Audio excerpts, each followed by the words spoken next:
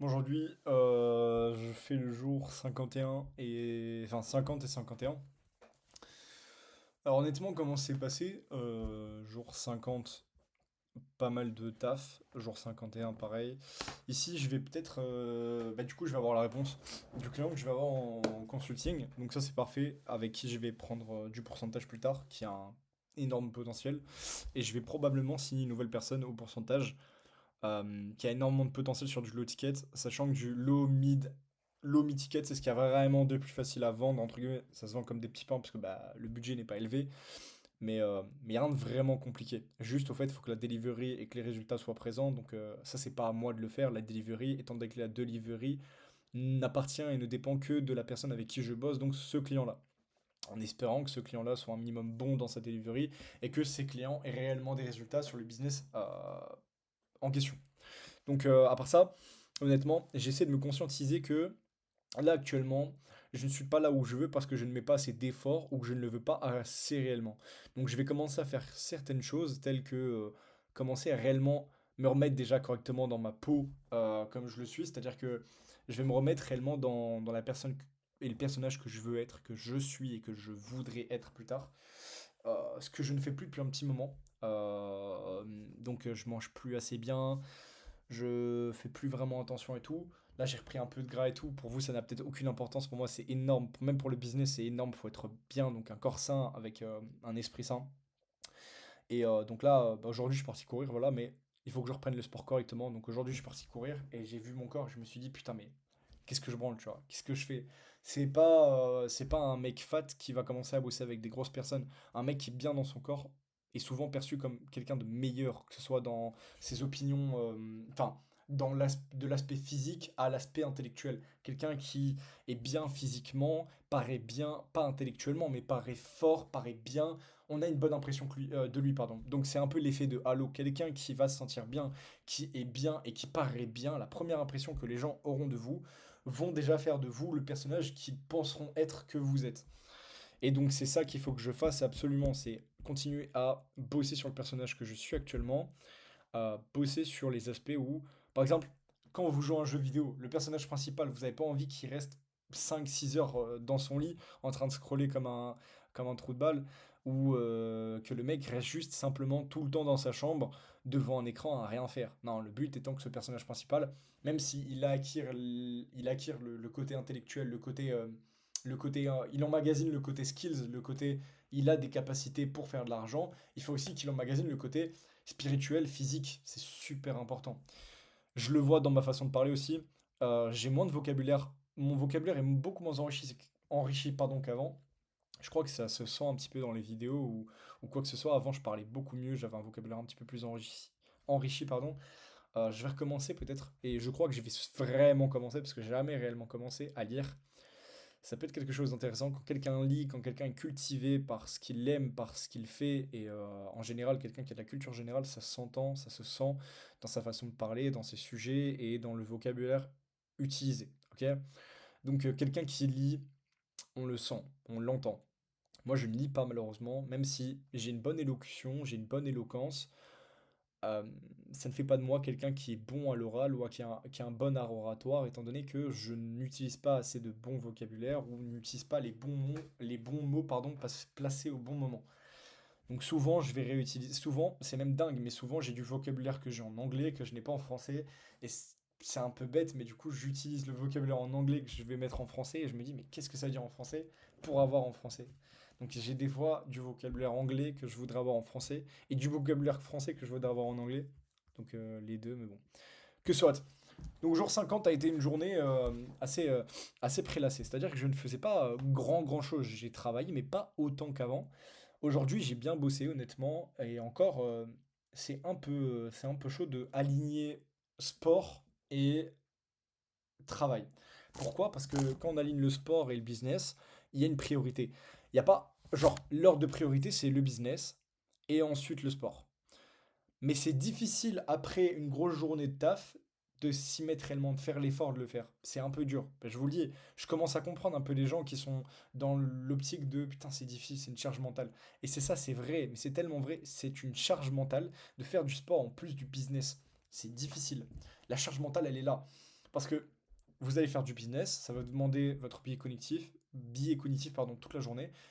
On va dire que votre cerveau, d'où la technique Pomodoro, le cerveau est concentré 20 à 25 minutes straight, vraiment concrètement 20 à 25 minutes.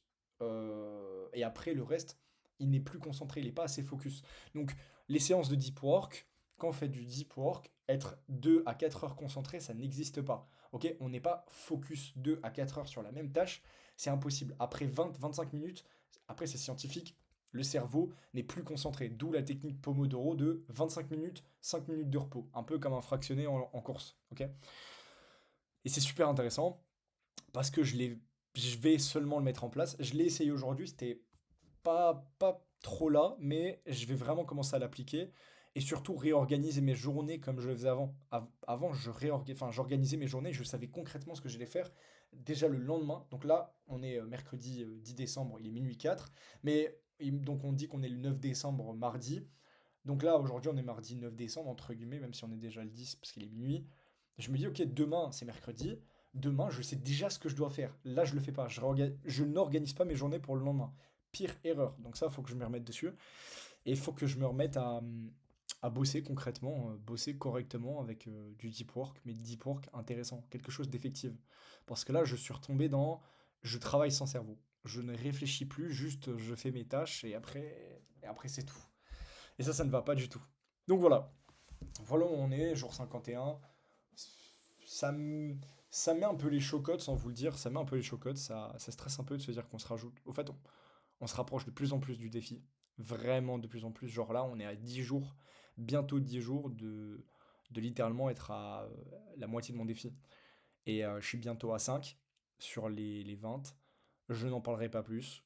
Mais voilà, même si je suis à un quart, je suis à un quart. En fait, je suis déjà à la moitié de mon défi en termes de temps, mais je suis qu'à un quart de mon défi en termes de goal. Je ne sais pas trop en parler. Il faudrait que tout soit concrétisé. Je suis en train de regarder pour créer la société d'ailleurs.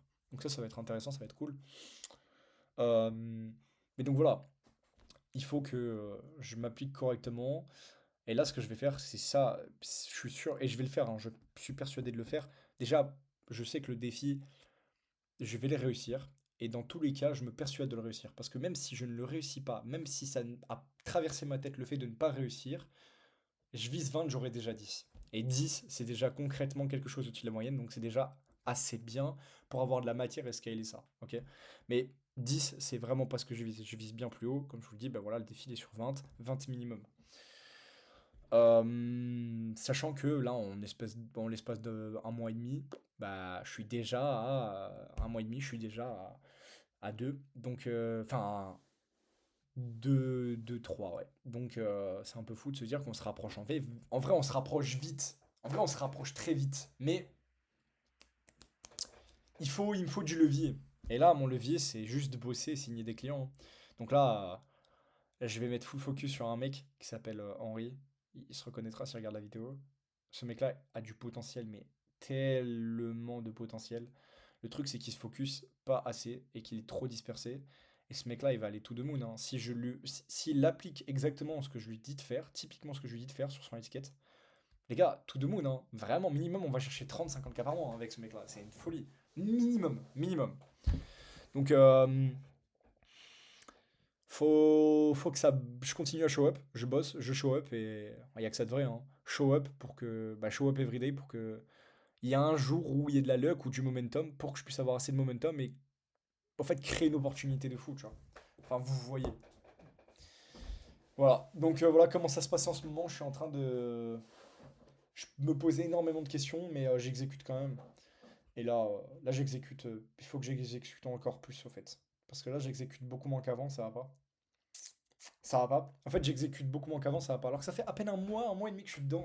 Mais c'est parce que je vois trop grand, trop vite. Et ça, c'est un de mes gros soucis à moi. Alors que le succès prend du temps. Le succès, le vrai succès, le succès énorme prend du temps.